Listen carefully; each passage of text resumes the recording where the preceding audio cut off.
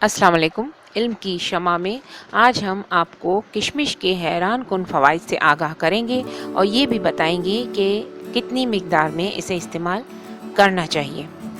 किशमिश को तिब में एक ख़ास अहमियत हासिल है। ये पोटाशियम और कैल्शियम से भरपूर होती है। किशमिश के 10 दाने रोज़ाना दूध के साथ खाने से खून की कमी का मसला हल हो जाता है और कैल्शियम की कमी भी पूरी हो जाती है। ये एक एनर्जी ड्रिंक बन जाता है जिससे आप सेहतमंद और तंदुरुस्त तवाना रह सकते हैं। अगर आपको मैदे की तेज़ाबियत का मसला है तो ये ड्रिंक आपके लिए बेहतरीन ड्रिंक साबित होगा। कुदरत के इस कैप्सूल में 3 बुनियादी खुसूसियात हैं कि जो सिवाय अनार के किसी और में नज़र नहीं आती। ये ज़ूद हज़म और लतीफ़ होती है और इसके इस्तेमाल से तबीयत बोझल नहीं होती। ये खून साफ पैदा करती है और ये कब्ज़ को शाबी है।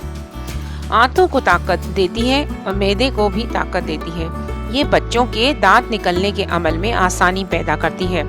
जिनके मुंह और हलक में छाले पड़ जाते हैं इनके लिए ये बहुत ही मुफीद है।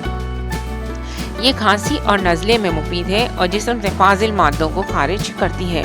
जिस्म की कमज़ोरी को दूर करती है और ये गुर्दों की कमज़ोरी को भी दूर करती है और पथरी को भी ख़त्म करने में मदद देती है।